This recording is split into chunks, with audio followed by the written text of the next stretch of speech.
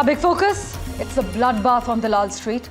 Sensex and Nifty 50 crashed in trade this morning. The Nifty 50 and Sensex crashed around 3.5% each to 9-month lows, succumbing to global pressure. The measure of fear on the street on the volatility index, has surged well over 50%, and almost all sectoral indices are in the red as we speak. The cuts are even more severe in the small and the mid-cap indices, as Sakshi Bajaj has been reporting. Tech and metal stocks are bearing the brunt of the selling, with Nifty IT index sliding about 6% and Nifty metal index is down 7%. Global investors are bracing for another rocky week after US tariffs began taking effect. But for the latest, let's bring in Sakshi. At the moment, Sakshi, it's a bloodbath on Dalal Street as we understand. Absolutely a bloodbath for India stock markets, with both the Nifty and the Sensex slumping in early trade. Remember, we did see the Sensex slump over 3,000 points, now over 2,500 points. The Nifty slump over 1,000 points, now over 800 points. The benchmark indices trading lower over 3.5%. Of course, we saw the rupee weaken sharply as well by over 51 paise in early trade. We've seen benchmark indices slump. We've seen broader markets slide, BSE mid-cap and small cap. We've seen all sectoral indices trade in the week, and we've seen the volatility index spike to nearly 55% in just early trade. Investors losing lakhs and crores as trade war concerns weigh on global markets. Remember, we did see Asian markets also tumble the most since their early trades in 2008. We did see Japanese stocks plunge over 8%. We of course have seen Hong Kong's Hang Seng also plunge over 10% in early trade. The Australian share market losing $160 billion in just early open. So really the world facing the tariff tremors, as it were. I'm of course joined by guests to decode this market mood further. I'm joined by Sriram Subramanian, senior market expert, Mitali Nikor, senior economist. Both of you, thank you for your time. Mitali, first to you. Clearly, with what's happening with the market sell-off, and as far as India's stock markets are concerned, India's stock markets resilient but not insulated from what's happening in the world, clearly. Absolutely, Sakshi. I mean, we are talking about a situation globally where American stock indices on Friday lost up to $6 trillion of value in just one day of trading. And large companies like Apple, Amazon, Nvidia have lost between $200 to $300 billion each in their market value. So, I mean, this is unprecedented. These are numbers that we've never heard of. And of course, in some ways, I mean, if you remember the father of economics, Adam Smith, he spoke about these kind of movements, and he spoke about the animal spirit of investors. And, today we're starting to see these animal spirits unleash. And, with several economists speak about it. This is correct. This is the truth. We have to see this correction in stock markets, because at the end of the day, recessionary fears, generalized recessionary fears, and fears of inflation across the US economy, which will then have ripple effects in every single economy of the world, are likely to become a reality in the next 3 to 6 months. Absolutely. And of course, JP Morgan citing a 60% chance of world recession. Of course, Goldman Sachs also saying a 35% probability of a US recession versus 20% earlier. Sriram Subramanian, the market's clearly reflecting the fact that, look, there could be pain ahead across world economies if the US president remains as defiant as at the moment. Definitely, this is a global market rout. As you pointed out, many Asian countries have slumped 8-10%. So to that extent, the Indian markets, which already were sanguine a bit, taking the knock, 3.5-4% is not huge, but it is sector-specific impact. Pharma is exempted from these Trump tariffs. So investors could use this opportunity actually to first tighten their belt. SIP investors should continue to do their SIPs, because this is the time to accumulate some of the SIPs. They should not close out on their SIPs, because retail investors have entered over the last 4 years. So to that extent, if you see 22,000 Nifty level is somewhere which was there a year and a half ago only.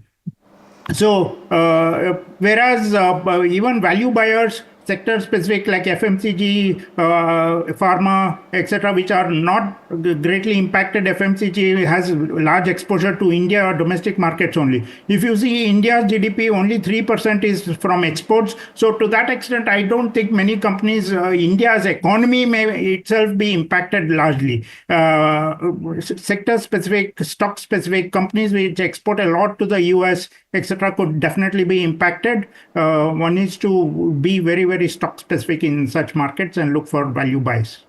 Right, you say one needs to be stock specific, but Mithali, fears of a global trade war now emerging stronger than ever. And of course, the impact that this has had on stock markets, global stock markets, we have seen. But what does oil prices, US oil prices, crude oil prices slumping below $60 a barrel, the levels last seen in 2021, what does this mean for India? Is this a fresh layer of hope for India that oil prices will slump significantly?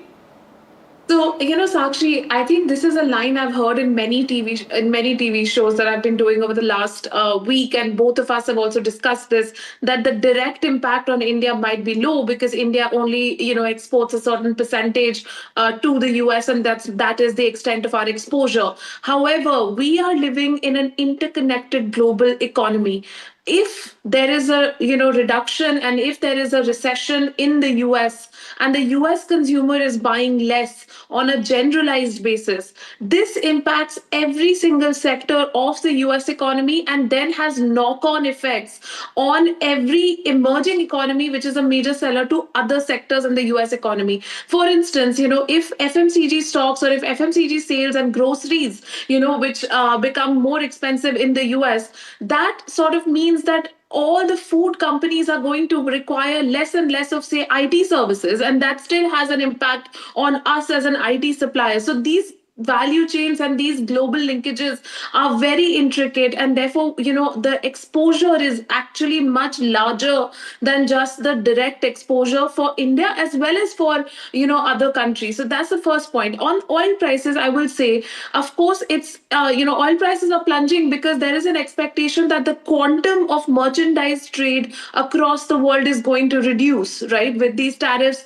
the Los Angeles port, for example, put out a quick calculation and said that their annual cargo would reduce by between 10 to 15% immediately, as a result of these tariffs. So now with global trade then, falling so much in one go, of course, oil prices, would see that decline, and that might be a ray of hope for the Indian economy. But, that may not offset the impact of a generalized recession of this magnitude in the US.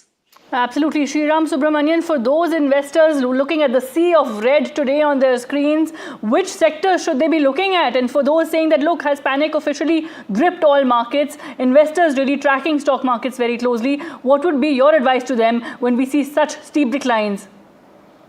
But definitely avoid sectors which have a huge exposure to the US, like IT services, even pharma to that extent, because we don't know the impact really on pharma, though pharma is exempt from tariffs. FMCG is one definitely with India exposure, but there also we need to look at value buys. Auto could be again impacted because there is tariffs again. So there could be some sectors which benefit actually, like textiles, etc. Still, the impact is still not known because what is lost by Vietnam, China, Bangladesh, etc. could be positive for Indian companies, and there could be order flows to India. So the impact is still panning out, I would think, across sectors. Metals definitely will take again huge knockoff. China could dump their steel and aluminium across Europe and India and other Asian countries. So these are, of course, fears that are there in metals and other sectors which are dependent also where China's production is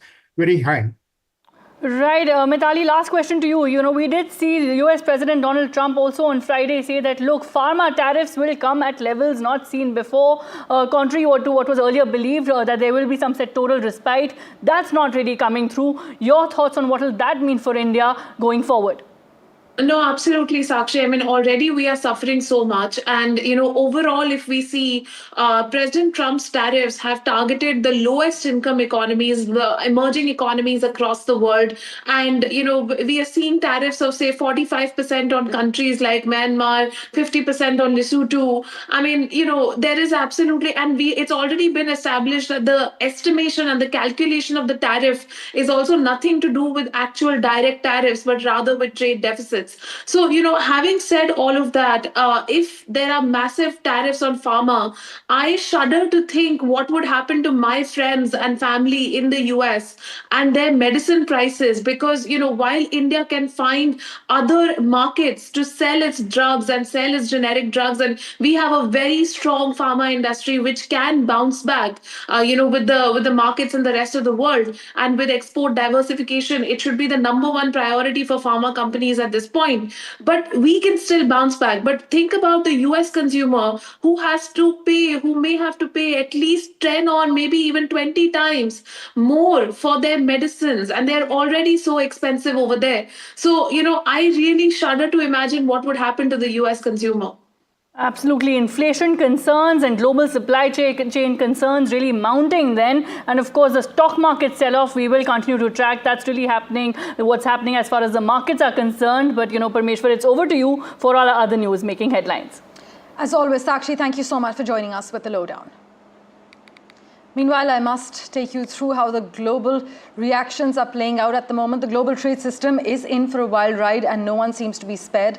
The Indian benchmark indices, the Sensex and Nifty, opened sharply lower today, as my colleague Sakshi Bajaj has taken you through. But in terms of reactions from the globe over, JP Morgan has raised the likelihood of a global recession to 60%. This, as the US Treasury Secretary has again dismissed fears of a recession, saying that the market consistently underestimates Donald Trump. You must note, though, many suggest that this is delusional. Meanwhile, pro-growth currencies like the Australian and New Zealand dollars were not spared in the market rout that battered risk assets and wiped out nearly $6 trillion in value from the US stocks last week on mounting fears of a global recession, particularly in the United States. As far as China is concerned, markets faced a grim Monday as Beijing retaliated against the punishing duties, while Taiwan regulators imposed temporary controls on short selling to try and limit the turmoil. In fact, foreshadowing what may come after the opening bell on Monday, Middle East markets, which actually trade on Sundays, suffered their worst decline since 2020. And as far as Wall Street is concerned, which just had its worst week in 5 years, uncertainty is leading firms to call off initial public offerings and denting hopes of deal-making resurgence. In fact, Donald Trump said that sometimes you need a little medicine to fix a problem. Listen in to the US president's remarks regarding his tariffs causing global turmoil. I don't want anything to go down, but sometimes you have to take medicine to fix something. And we have such a horrible, we have been treated so badly by other countries because we had stupid leadership that allowed this to happen. They took our businesses, they took our money, they took our jobs, they moved it to Mexico, they moved it to Canada, they moved a lot of it to China, and it's not sustainable. We're not going to do it. Sakshi Bajaj joins us with the latest details as well. Sakshi, we're given to understand that JP Morgan has raised the likelihood of a global recession to 60% now, yet the US Treasury Secretary has again dismissed fears of a recession? Absolutely. We have heard brokerages really up the odds as far as recession is concerned. We have heard JP Morgan raise the likelihood of a global recession to 60%. Goldman Sachs saying that as far as US recession alone is concerned, now the probability for that is 35% versus 20% earlier. So global brokerages also are concerned about, of course, this emerging global trade war. We have seen global market meltdown. We've seen the US stock futures nearly down by over 6%. We have seen Asian markets extend that steep decline. We've seen the Japanese stocks plunge over 8% in early trade. We've seen, of course, Hong Kong's Hang Seng also tumble over 10% in early trade. We have seen Australia's share lose $160 billion in just early trade. Remember, this is, of course, and the Australian dollar diving to COVID levels. The Middle Eastern stock market also reacting significantly to levels last seen in 2020. So a global market meltdown, as it were, and the tariff tremors being felt across the globe. Now, as NDTV has been speaking speaking to analysts and experts, what really is emerging from all of this? Of course, from global trade war fears mounting day by day, and of course, US recession fears mounting as well. Well, the key area of concern is that, look, inflation pressures will rise, and this, of course, will impact global supply chains, oil prices, as well as gold prices. Other asset classes also. Remember, we have seen US crude oil tumble to $60 a barrel, lowest level seen since 2021. We've seen, of course, the safe haven demand pick for the yen, the franc, and gold prices as well. So all safe haven. What happens is whenever there's uncertainty, investors turn to the safe haven area, and this really is the area of demand being witnessed. But uncertainty really, and the layers of uncertainty being added by, of course, US President Donald Trump's defiant stance. Remember, we have seen protests and, of course, anti-Trump protests doing the rounds, significantly massive protests, as it were, to, of course, get world leaders and, of course, Donald Trump to, of course, think about this far further. Remember, initially, when, of course, the tariff talk emerged, people were saying that, look, this is Donald Trump's shock strategy. Then, of course, negotiations will come into place and implementation will come into place. But after the shock waves across global markets that we are witnessing today, and, of course, the Black Monday fear looming large after US markets open, and many analysts already saying that, look, India and Asia have witnessed a Black Monday, as it were. This, of course, remains a key question going forward, whether Donald Trump will back down and settle for stability or not.